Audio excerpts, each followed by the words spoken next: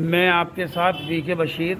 मुरादाबाद के करूरा जयंतीपुर में कई दिन से एक वीडियो को लेकर चर्चा बनी हुई है।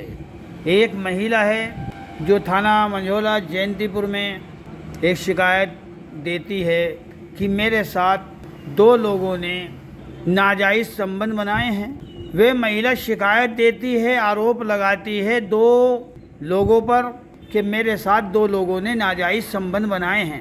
थाना मंझोला चौकी जयंतीपुर शिकायत ले लेती है और उसके बाद कोई कार्यवाही अमल में नहीं लाती है। महिला का आरोप है कि पुलिस जयंतीपुर मेरी शिकायत पे कोई कार्यवाही नहीं करती है, मेरा मेडिकल नहीं कराती है और मुझे भेज देती है कि आप कल आना।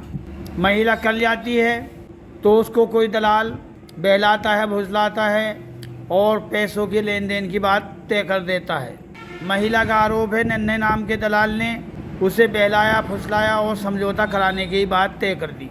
यहाँ सबसे बड़ा सवाल एक है, महिला ने दो व्यक्तियों पर झूठा आरोप लगाया कि मेरे साथ दो लोगों ने नाजायज़ संबंध बनाए हैं। चौकी इंचार्ज साहब को मेडिकल के लिए भेजना चाहिए था, जहाँ तक मैं समझता हूँ, और जांच को आगे बढ़ाना चाहिए था क्योंकि महिला का मामला था।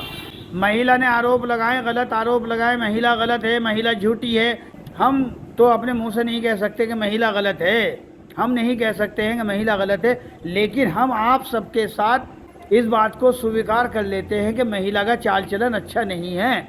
महिला इसी तरह झूठे आरोप लगाकर लोगों को फंसाती है। तो इस विषय की जांच होनी चाहिए थी, महिला की डॉक्टरी करानी चाहिए थी और जांच का विषय था। लेकिन यहाँ जयंतीपुर चौकी में ऐसा नहीं होता है। यहाँ ये होता है महिला को भेज दिया जाता है। महिला आरोप लगा रही है, हम नहीं कह रहे हैं। महिला का आरोप है कि चौकी वालों ने हमें भेज दिया, कल आना। कल हम जब गए तो हमें वहाँ नन्हे नाम का दलाल मिला, उसने हमारे रुपये 17,000 तय करा दिए, जिसमें हमें 5,000 रुपये दे दिए गए। अब पुलिस के होते हुए जहाँ एक ईमानदार इंसाफ पसंद चौकी इंचार्ज साहब मौजूद हैं, उनके मौजूद रहते हुए उन लोगों को समझौता करने का मौका दे दिया जाता है जिन लोगों पे आरोप लगाया गया था। अगर वो लोग दोषी नहीं हैं तो उनको समझौता करने की ज़रूरत क्या है? जब वो दोनों लोग आरोपी नहीं हैं, वो लोग दोषी नहीं हैं, तो उन लोगों को समझौता करने की ज़रूरत कोई नहीं थी। 30,000 रुपये देने की कोई ज़रूरत नहीं थी। दूसरा व्यक्ति 40-50 हज़ार रुपये पे सौदा तय करने पे आमादा है, उसको भी ज़रूरत नहीं थी। जब एक महिला को गलत बता रहे हैं कि ये महिला गलत है, झूठे आरोप लगाती है, तो जिनके ऊपर आरोप लगाए गए थे उनसे फिर समझौता करने के नाम पर एक व्यक्ति से 30,000 रुपया, दूसरे से 40,000 रुपया लेने का मामला नहीं बनना चाहिए था। महिला को रुपया नहीं दिलाने चाहिए थे। अगर महिला गलत है तो उसको रुपए नहीं मिलने चाहिए थे, उसे रुपए नहीं दिलाने चाहिए थे। लेकिन यहाँ दलाल लोग इस तरह की महिलाओं से आरोप लगवाते हैं लोगों पर, उसके बाद समझौते कराते हैं। अब इसमें सवाल ये आता है, शिकायत पत्र तो पुलिस चौकी को दिया था, दलालों को तो शिकायत पत्र नहीं दिया गया था। शिकायत पत्र पुलिस चौकी में दिया गया था। पुलिस का काम था कि मेडिकल कराती, पुलिस का काम था जांच करती। लेकिन यहाँ ऐसा कुछ नहीं होता है, दलालों के हाथ में मामले को दे दिया जाता है, आप इनका समझौता करा दीजिए। ये सब कुछ गलत हो रहा है। अगर महिला के साथ वास्तव में दो लोगों ने नाजायज़ संबंध बनाए थे तो उन लोगों के खिलाफ कार्यवाही होनी चाहिए थी, महिला का डॉक्टरी करानी चाहिए थी, महिला के विषय की जांच होनी चाहिए थी। लेकिन यहाँ ऐसा कुछ नहीं हुआ। यहाँ ये हुआ कि दलालों के सुपुर्द कर दिया गया मामला कि आप जाकर के समझौता कर लीजिए। अब महिला का आरोप है कि आरोपी जिसने 20,000 रुपये दिए हैं महिला को, और उसने किसी एक आदमी को भी 20,000 रुपये दिए हैं। हम उस आदमी का नाम नहीं खोल सकते क्योंकि उस आदमी के लिए पर्दा डालना हमारे लिए मजबूरी है, ज़रूरी है। उस आदमी के लिए पर्दा डाल दिया जाए। हमें मालूम है नाम किसको दिए हैं। उस महिला का आरोप है कि हमने 20,000 रुपये फला इंसान को दिया गया है और 20,000 रुपये मुझे दिया गया है, जिसकी वीडियो बनाई गई है और समझौता मेरा करा दिया गया है। मुझसे समझौते के नाम पे कागज़ पे दस्तखत भी करा लिए, वीडियो भी मेरी बना ली गई। अब ये सोचने वाली बात है कि जहाँ पुलिस मौजूद है, चौकी मौजूद है, इंचार्ज साहब मौजूद है, उनके होते हुए दलाल समझौता करा रहे हैं, तो इसका मतलब ये है दलाल इस कारोबार को करा है, लोगों को निशाना बना रहे हैं, लोगों को ब्लैकमेल करने का कारोबार कर रहे हैं दलाल। उनके पास एक महिला है जिसको लोग गलत कह रहे हैं, गलत महिला है। जब वह महिला गलत है तो ऐसी महिला के ख़िलाफ़ कार्यवाही होनी चाहिए, जिससे कि समाज के इज़्ज़तदार लोगों को निशाना ना बनाया जाए, जिससे कि समाज के शरीफ इज़्ज़तदार गरीब लोगों को निशाना ना बनाया जाए। जब किसी गरीब इंसान को, शरीफ इंसान को एक महिला आरोप लगा देगी तो वह तो अपना घर बेचेगा, अपने बर्तन भांडे बेचेगा, अपना सामान बेचेगा, अपनी इज्जत बचाने के लिए रुपए देगा समझौता करने के लिए। इस महिला को समझौते करने के मौके कौन दे रहा है? वे कौन लोग हैं? वे पर्दे के पीछे कौन लोग हैं जो इस महिला को समझौता करने का मौका दे रहे हैं और लोगों को लुटवा रहे हैं, लोगों के रुपए ठगवा रहे हैं? कौन लोग हैं भाई? ये कारोबार कैसे चल रहा है? इसके पीछे कौन कौन लोग छुपे हुए हैं? अगर मैं सच बोलूं तो मेरे ऊपर मुकदमे लगा दिए जाएंगे। क्या सच बोलना, सच कहना गुनाह है? अगर ये सच बोलना, सच कहना गुनाह है तो ये गुनाह वी.के. बशीर बार बार करता रहेगा। लिखने से बात नहीं आएगा, क्योंकि एक पत्रकार का हक है सच कहना, सच लिखना, सच दिखाना। वे कौन लोग हैं जो रात समझौता कराने के लिए भागदौड़ कर रहे थे? चौकी इंचार्ज साहब को उन लोगों से जानकारी लेनी चाहिए थी कि भाई आप लोग समझौता कराने के लिए आए हैं, आप लोग समझौता करा रहे हैं, आपका इसमें क्या स्वार्थ है, आपका इसमें क्या लालच है? लगता है आप भी हिस्सा लेंगे। भाई आप समझौता करा रहे हैं, जब इन लोगों ने उस औरत के साथ, उस महिला के साथ नाजायज़ संबंध नहीं बनाए थे तो समझौता किस चीज़ का हो रहा है? जब नाजायज़ संबंध नहीं बनाए थे तो रुपया किस चीज़ का दिया जा रहा है? किस बात का रुपया दिया जा रहा है? कहीं ना कहीं तो कुछ था। या तो आरोप जिन पर लगाया गया है वे सच्चाई ये है, हकीकत ये है कि उन्होंने कोई ना कोई ख़ता की है, जिस ख़ता की सज़ा के बदले रुपए दे रहे हैं। अगर वे लोग ख़तावार नहीं हैं तो रुपए क्यों दे रहे हैं? दलाल समझौता करने के लिए भागे क्यों फिर रहे हैं? इलाके के आसपास के कैमरे चेक कराइए, कौन कौन दलाल हैं जो भाग दौड़ कर रहे हैं, वे कौन कौन से हमदर्द हैं कि जो आरोपियों को बचाने में लगे हैं, वे कौन कौन लोग हैं जो महिला को बचाने में लगे पड़े हैं। ये मामला बड़ा अजीब व गरीब मामला है, बड़ा पेचीदा मामला है। इस महिला को छूट देने वाले कौन लोग हैं जो इससे शिकायतें दिला रहे हैं और लोगों को फंसवा रहे हैं और उसके बाद समझौता कर रहे हैं? ये पहला मामला नहीं है जयंतीपुर चौकी का, ये करोला क्षेत्र की जयंतीपुर चौकी का पहला मामला नहीं है। यहाँ लोगों पर आरोप लगाए जाते रहे हैं और समझौते होते रहे हैं। लोगों पर आरोप लगा दिए जाते हैं, समझौते करा दिए जाते हैं। ये चल क्या रहा है? आखिर ये क्या चल रहा है? पर्दे के पीछे छिपे लोग बेनकाब क्यों नहीं हो रहे हैं? जो लोग दलाली कर रहे हैं वो बेनकाब क्यों नहीं हो रहे हैं? उन लोगों के इतने अच्छे रसूख हैं कि उनको अंकुश लगाना मुश्किल है, उन लोगों से ताल्लुक़ ख़राब करना मुश्किल है। दलालों की इतनी चल रही है कि वे समझौते करा रहे हैं। स्थानीय पुलिस चौकी का काम क्या है? स्थानीय चौकी खामोश क्यों है? स्थानीय चौकी के होते हुए एक महिला शिकायत पत्र देती है, उसके बाद समझौते शुरू हो जाते हैं। क्या चल रहा है? ये चल क्या रहा है? वे दलाल कहाँ हैं? उन दलालों का पता क्यों नहीं लगाया जा रहा है जो समझौता कराने निकल गए, जिन्होंने समझौता करा दिया? इनको छूट किसने दी है? समझौता कराने का समय किसने दिया है? सबसे बड़ा सवाल ये है।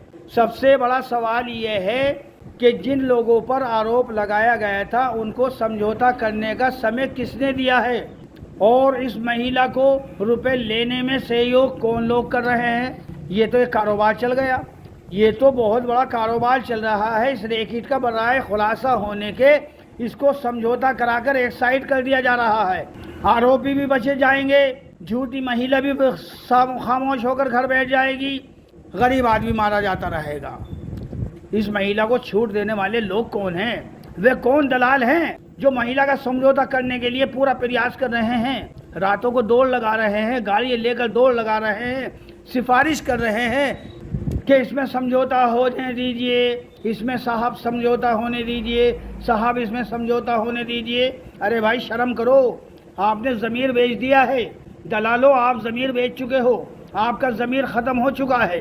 हम ये कह रहे हैं महिला अगर झूठी है, महिला गलत आरोप लगाती है तो महिला को नसीहत मिलनी चाहिए, और अगर उसके लगाए हुए आरोप सही हैं तो आरोपियों के खिलाफ कार्यवाही होनी चाहिए।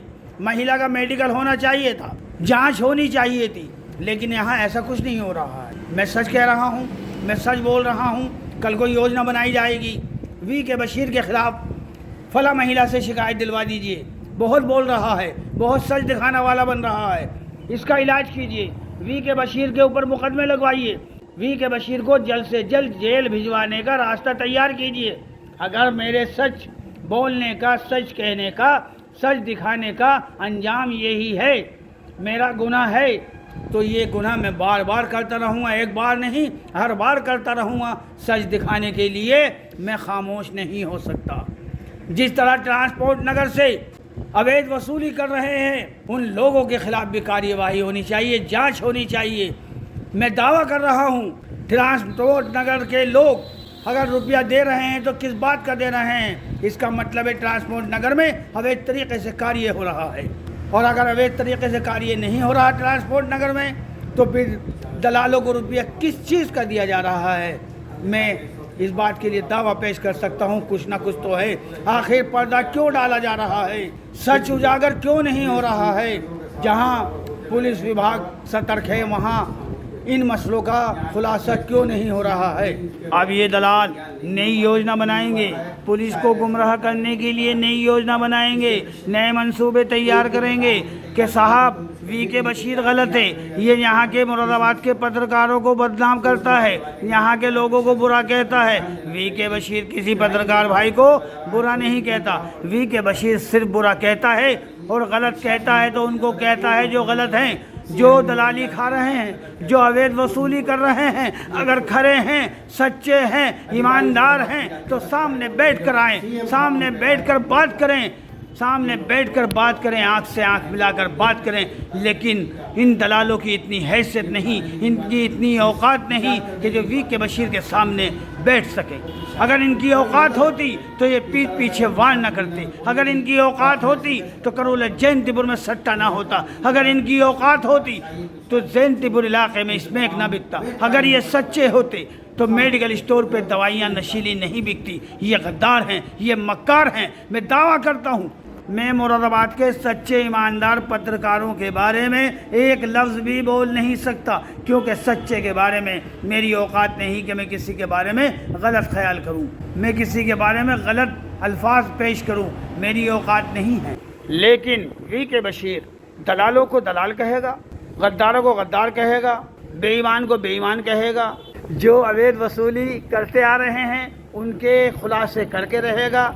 मेरे स्कूल के चाहे उस्ताद साहब हो, चाहे प्रेस जगत के उस्ताद साहब हों, मुझे अच्छा रास्ता दिखाया है, मुझे सच बोलने का साहस दिया है, मुझे हिम्मत दी है, और सच बोलने के लिए नसीहत दी गई थी कि सच बोलना, सच के लिए चाहे कितनी परेशानी उठानी पड़ जाए उनसे घबराना नहीं।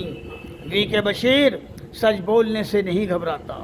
VK बशीर सच बोलने की सज़ा भुगत चुका है, घर बर्बाद करा लिया, परिवार उजाड़ लिया, कारोबार ख़त्म कर लिया, लेकिन सच से इनकार नहीं किया। जो सच था वे सच दिखा कर रहा और उसी पर अटल था, और आज भी अटल हूँ। अब ये लोग कहेंगे, पुलिस विभाग को गुमराह करेंगे कि VK बशीर निजी मुखालफत रखता है कुछ लोगों से, VK बशीर को कुछ लोगों से ख़ासकर शिकायत है। ऐसा कुछ नहीं है, VK बशीर को कोई शिकायत नहीं है। हाँ, शिकायत है इन दलालों की। बात ये सच होगी कि VK बशीर को शिकायत है। क्यों शिकायत है? क्यों शिकायत है? शिकायत ये है कि अगर करोला क्षेत्र में सट्टा हुआ है तो इन दलालों की वजह से, करोला क्षेत्र में स्मैक बिकी है तो इन दलालों की वजह से, करोला क्षेत्र में नशीली दवाइयाँ बिकी हैं तो इन दलालों की वजह से। इसलिए इन मुझे शिकायत है इन दलालों से। ये बात इनकी सच होगी। VK बशीर हमसे नफ़रत करता है, ये हकीकत है। मैं इन लोगों से नफ़रत करता हूँ, मैं खुले ऐलान कह रहा हूँ, मैं इन लोगों से नफ़रत करता हूँ, क्योंकि ये दलाली का काम करते हैं, अवैध तरीके से गलत कारोबार को कराते हैं। इसलिए VK बशीर नफ़रत करता है, नफ़रत करता रहेगा। हाँ, बुराई के रास्ते छोड़ दो, दलाली का काम बंद कर दो, अच्छे पत्रकार बन जाओ, सच्चे पत्रकार बन जाओ। मैं खड़े होकर सड़क में आपको सलाम करूँगा, आपका सम्मान करूँगा, आपको इज्जत दूंगा जिस दिन देख लूँगा कि आप सच्चे पत्रकार बन गए हैं, अच्छे पत्रकार बन गए हैं, समाज में होने वाली बुराइयों को लिखने वाले हो गए हैं, भ्रष्टाचार के खिलाफ बोलने वाले हो गए हैं। उस दिन वीके बशीर तुम्हें सड़क में खड़े होकर सलाम भी करेगा, तुम्हारा सम्मान भी करेगा। अब इसी के साथ लेता हूँ इजाज़त। जय हिंद, जय भारत।